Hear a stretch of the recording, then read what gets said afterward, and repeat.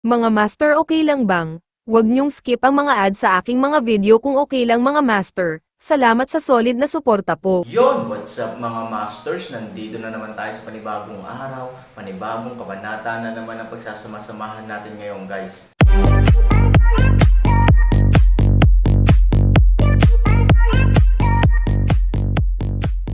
Bali mga masters, kung bago ka pa lang po sa aking YouTube channel, please click the subscribe button, lalong-lalo na po yung notification bell guys, para maging connected pa rin tayo sa isa't isa at maging updated kayo sa mga susunod ko pang video. Bali mga masters, bago natin umpisahan ng kwento ay mag-shoutout po muna tayo para sa mga solid nating tagapakinig. Shout out kay Jay Ilacas, shout out kay Danilo Wamar. Yun na nga mga masters, no? Bali hindi na ito patagalin. In 3, 2, 1, let's go! Ano? Ayaw mo? Medyo hindi nasisiyahan si Peigo. Alam ko kung ano ang haharapin ko sa paglalakbay na ito, at alam ko rin kung gaano kahirap ang paglalakbay na ito. Gayunpaman, hindi lahat ng sitwasyon ay napakasama. Napag-isipan mo na ba ito?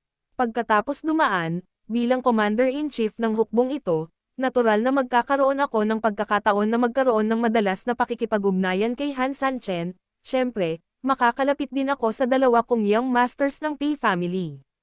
Kung natalo ka, ibig sabihin, sharing will and woe. Pag nanalo ka, natural na mas maganda yon.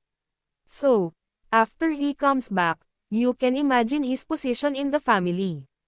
Siya ay isang bayani sa kanyang sariling karapatan, kung mapapalapit niya ang relasyon ni Han Sanchen at ng dalawang magiging master ng pamilya Pei, kung gayon ang kinabukasan ng taong ito ay talagang magiging matagumpay. Sa hinaharap, ang posisyon ng taong ito ay malamang na maabot ang posisyon ng hindi bababa sa isang primera klaseng ministro ng pamilya Pei. Masasabing, sa ibaba ng isang tao, sa itaas ng 10,000 tao, ito ay nagkakahalaga ng pag-asa. Ang aking nasasakupan ay handang tanggapin ang utos at umalis. Sa ilalim ng mabibigat na gantimpala, dapat mayroong magigiting na lalaki. Sure enough, may nagpakita agad.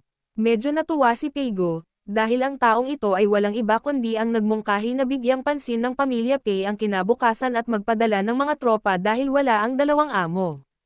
Pei Hua, willing ka bang lumaban? Opinyon ni Pei Hua na determinadong magpadala ng mga tropa, at natural na walang pag-aalinlangan si Pei Hua. Gayunpaman, sa oras na iyon, nag-aalala si Pei Hua na hindi siya sapat na kakayahan, maaari niyang pamunuan ang isang hukbo na may 300,000 nang hindi ito mapangunahan, na makakapagpahiya sa pamilya Pei.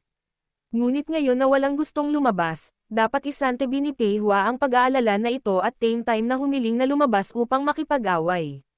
Sana ay aprobahan ito ng Panginoon ng pamilya. Talagang napakasaya ni Pei Gu na may makatatayo, at kung ang taong ito ay Pei Hua, mas masisiyahan pa siya. Sa grupong ito ng mga tao, si Pei Hua ang unang nagsalita tungkol sa kung ano ang nasa puso niya. Natural, para kay Peigo, siya ay hindi bababa sa isang taong nakakaisip ng pangkalahatang sitwasyon. Ang kanyang pag-iisip at katalinuhan ay tiyak na higit sa karamihan ng mga tao.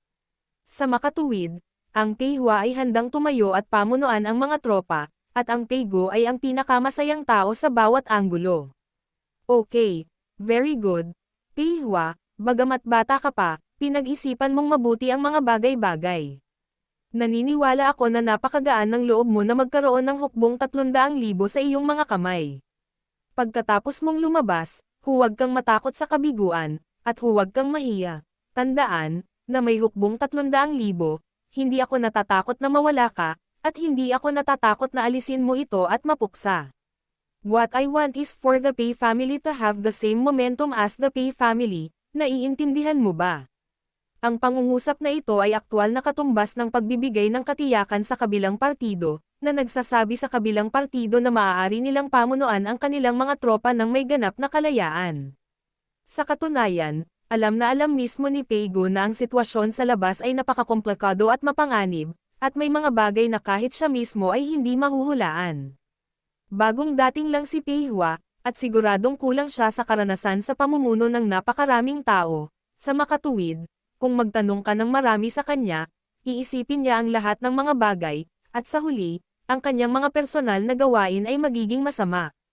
Pero pag sinabi mo sa kanya in reverse, wala kang dapat ipag-alala, hindi mahalaga kung gaano karaming tao ang papatayin mo. Saka para sa kanya, isang bagong dating, maraming bagay ang magiging mas simple. Sumugod na lang siya ng buong dugo niya. Ang mga bagong panganak na guya ay hindi natatakot sa mga tigre, at kung minsan ay makakamit nila ang mga resulta na gusto nila. Naiintindihan naman ng subordinate ko, please rest assured, head of the family, that Peihua has already made up his mind when he went out this time. Peihua can only have two outcomes. Alinman sa bumalik sa tagumpay kasama ang mga kapatid, o mamatay sa larangan ng digmaan kasama ang lahat ng mga kapatid. Anuman ang dalawang kinalabasan na ito, hindi mawawalan ng mukha ang pamilya Pei. Masayang tumango si Pei-go, go, after you go, sundan mong mabuti si Han Sanchen, ang taong iyon ay napakatalino, mayroon kang karanasan sa isang mahusay na digmaan, at tinuturuan ka ni Han Sanchen na pamunuan ka, I believe that you will have a place as the future commander-in-chief of the Pei family. I also hope that after I retire in the future, the new head of the Pei family will take office. As a young commander, you can support the new head of the family. Ang mga salita ni Pei-go ay nagpakita na kay Peihua ng isang mahalagang posisyon sa hinaharap. Tinanggap ni Peihao ang utos, Panginoon, mangyaring makatiyak, gagawin ni Peihua ang kanyang makakaya. With the order, lead the troops to attack immediately. Oo, pagkatapos magsalita ni Peihua, kinuha niya ang utos ni Pei-go, tumayo siya at naglakad palabas. Hindi nagtagal, naorganisa na ang 300,000 tropa sa kampong piitan. Ang pamilya Pei ay karapat-dapat na maging mga inapo ni Yao Zhou, lahat sila ay matangkad at malalakas, kung ang isang hukbo ng 300,000 ay pupunta doon upang lumaban, ito ay talagang mas malaki kaysa sa iba pang mga tropa at mukhang mas nakakatakot. Si Peihua, ang bagong opisyal, ay nanunungkulan at gumawa ng simbolikong deklarasyon bago umalis. Ipinarating niya ang mga salita ni Pei-go sa lahat, at pagkatapos, sa gitna ng tuloy-tuloy na tunog ng mga tambol, pinamunuan niya ang kanyang mga tropa at umalis sa direksyon ng Yetian City. Nakatayo si Pei-go sa pader ng lungsod at tumingin sa 300,000 tropa ng pamilya Pei na umaatres sa di kalayuan. Saglit, halo-halong emosyon ang naramdaman niya sa kanyang puso. Bilang ulo ng pamilya, tiyak na may pananagutan at obligasyon siyang bigyang pansin ang pagtatanggol ng buong pamilya Pei, kaya naman, kapag napakaraming tao ang biglang lumabas, talagang napaka-stressful para sa Pei-go. Kapag may nangyaring mali sa pamilya Pei, magiging mahirap para sa kanya na ipaliwanag sa lahat sa pamilya Pei, at hindi na niya kayang harapin ang mga ninuno ng pamilya Pei.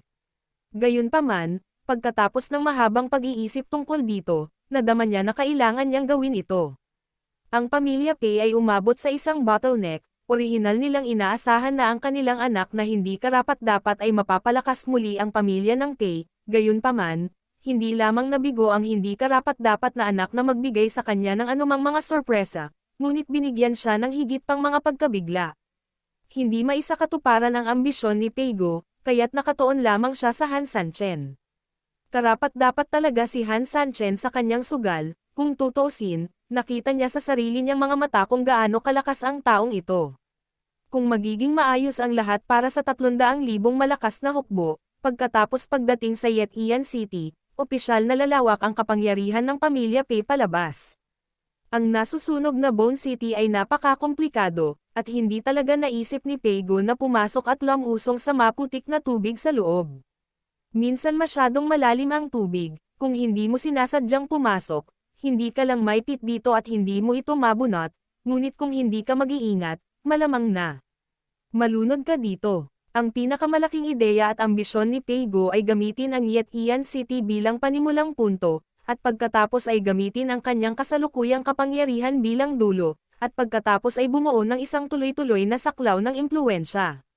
Sa madaling salita, pinakamainam para sa pamilya Pei na sakupin ang lugar sa timog ng Yetian City. Bilang isang resulta, ang pamilya Pei ay hindi nang ahas na sabihin na sila ay isa sa mga pinakamahusay sa lupain ng mga demonyo, ngunit hindi bababa sa sila ay isang higanti sa tunay na kahulugan. Sa oras na iyon, ang kanyang paunang pundasyon ay makukumpleto, at ang kanyang panloob na ambisyon ay ganap na maabot ang wakas nito. Tungkol sa hinaharap na teritoryo ng pamilya Pei, naniniwala si Pei-go na hindi niya kailangang mag-alala tungkol dito. Iyon ay isang bagay para sa mga inapo ng pamilya Pei. Pero kung gusto mong isipin, hindi imposible, total ang mga inapo ng pamilya Pei ay mga apprentice na ni Han Sanchen. Kung isang araw sa hinaharap ang Han Sanchen ay tunay na nakanonized at naging master ng bafang mundo, magkakaroon ng sapat na mga pangarap para sa kinabukasan ng pamilya Pei. Dalawang apprentice, kahit papaano ay maituturing silang isa sa mga kahalili ni Han Sanchen. Maaari nilang ganap na hatiin ang mundo, sa oras na iyon, hindi lamang ito ang magiging 3 ektaryang lupain ng angkan ng demonyo, kundi pati na rin ang mas malawak na lupain ng mundo ng gitnang kapatagan. Sa oras na iyon, tunay na maaabot ng pamilya Pei ang rurok nito at lalago sa pinakamagandang blueprint sa kanyang isipan. I hope this dream is definitely not a dream, but a ideal dream that can be realized.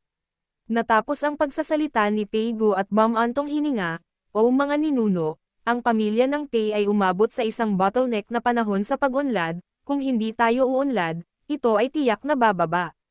Kaya, kailangan kong gawin ito.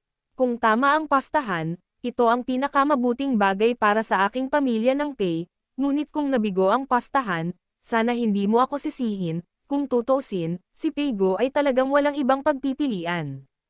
Ang pagsunod sa kaaway ay maaaring hindi isang opsyon, ngunit bago makipagtulungan sa Han Sanchen, ang pamilya Pei ay nagkaroon ng maraming pakikipagtulungan sa kaaway. Ngunit ang epekto na nakuha ay napakakatamtaman, at sa paghusga mula sa pakikipag-ugnayan sa kabilang partido, malinaw na ang nais ng kabilang partido ay higit sa 3,000, mas mature din ang kanilang samahan, at napakaliit ng makukuha ng pamilya Pei. Sa makatuwid, pagkatapos makita ang kakayahan ni Han Sanchen, naisip ni Pei Guo na magpalat ng mga kampo. Lahat ay nakasalalay sa labanan sa Yetian City. Sa oras na ito, si Han Sanchen, na nasa bawang makalangit na aklat, ay sa wakas ay pumasok sa isang panahon ng katatagan at kaligtasan mula sa isang napakadelikadong estado pagkatapos makaranas ng isang malakas na paghaharap sa pagitan ng tunay na enerhiya at ng demonyong enerhiya. Ang makapangyarihang demonyong enerhiya sa mundo ng bawang ay talagang malaking tulong sa kanya, at sa tulong mismo ng bawang makalangit na aklat, ito ay hindi masyadong mahirap sa kanyang sarili. Ang lahat ay sandali lamang. Ang Han Sanchen ay medyo matatag na ngayon, at unti-unting pinigilan ang demonyong enerhiya sa isang estado na medyo balanse sa tunay na enerhiya sa kanyang katawan. Ang lakas ng demonyo ay napakalakas, hindi banggitin ang kasalukuyang Han Sanchen, kahit na sa tulong ng bawang Tianshu, at buong tulong, maaaring hindi ganap na matuno ang enerhiya ng demonyo, o sugpuin ito hanggang sa mamatay. Ang kapangyarihan ng halimaw ay mas malakas kaysa sa inaakala. Para kay Han Sanchen, ang kasalukuyang enerhiya ng demonyo ay nasa kanyang dantian. Ngunit talagang may napakaliit na butas sa dantian, kasing laki ng mata ng karayom, na dahan-dahan at tuloy-tuloy na nagbibigay ng enerhiya ng demonyo. Bagamat ito ay talagang napakaliit, tulad ng pinagmumula ng dilaw na ilog sa lupa, ang gayong hindi kapansin-pansing maliit na lugar ay nagbibigay ng tuloy-tuloy na daloy ng enerhiya sa napakalaking demonyong enerhiya. Si Han Sanchen mismo ay alam na alam ito, sinubukan niyang harangan ang maliit na siwang, ngunit kahit anong harang niya ay hindi niya mapigilan ang pag-agos ng demonyong enerhiya. Sa makatuwid, hindi nilayo ni Han Sanchen na mag-aksaya pa ng oras dito. Ngayon ay pinili niyang gumamit ng isa pang medyo mapayapa at magiliw na paraan upang harapin ang demonyong enerhiya. Hindi kita sisirain, pero ayaw mo rin akong kontrolin, gawin nating tay, magaling ka sa aking katawan, at hindi ako gagawa ng anumang pag-atake laban sa iyo. Mapayapa ang pamumuhay ng magkabilang panig. Tawag. Matapos gawin ang mga pagsasaayos na ito, sa wakas ay nagkaroon ng pagkakataon si Han Sanchen na makahinga ng mabahong hininga. Ang buong proseso ay masyadong nakakapagod para sa kanya, at ito ay masyadong kapanapanabik at kapanapanabik. Gayunpaman, ang pagpapatuloy ng ganito ay hindi isang opsyon. Ang katawan ni Han Sanchen ay kasalukuyang nakikitungo sa mga bagay sa napakasimple at pansamantalang mapayapang paraan. Sa madaling salita, ang mga ito ay tila mapayapa. Siyempre kaya niyang atakehin at ipagtanggol ang mga kalaban ng normal, pero ang problema ay hindi niya magagamit ang buong lakas niya sa pakikitungo sa iba. Kapag sobra ang iyong pagkonsumo ng enerhiya, ang balanse sa iyong katawan ay masisira. Sa oras na iyon, Talagang napakadelikado para sa Han Sanchen, hindi masunuring bata si Muchi. Alam kong haharapin mo ang kalaban ngayon, kaya hindi na kita guguluhin. Wala itong kamalayan, kaya hindi ito maaaring maging parang halimaw o dragon. Sa katunayan, noong si Han Sanchen ay nahaharap sa buhay at kamatayan, dahil siya ay nabubuhay bilang isa, tinulungan niya si Han Sanchen sa kritikal na sandali. Ang enerhiya ng demonyo ay hindi. Aatake lang sila sa pagkubkob ni Han Sanchen kapag kulang sila sa balanse. Sa oras na ito, para kay Han Sanchen, halatang nakakadagdag sa kaguluhan.